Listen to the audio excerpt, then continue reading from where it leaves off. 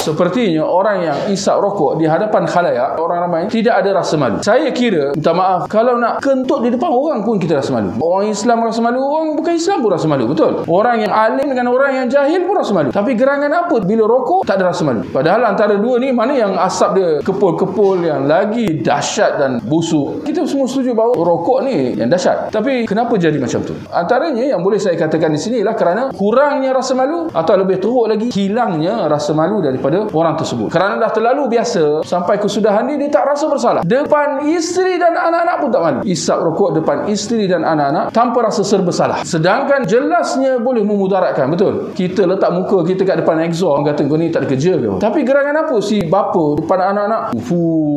Asap rokok kena muka. Subhanallah. Kadang dalam kereta tu ruang yang sempit keluar, terhadlah kot. Terhad kan sebelah kita.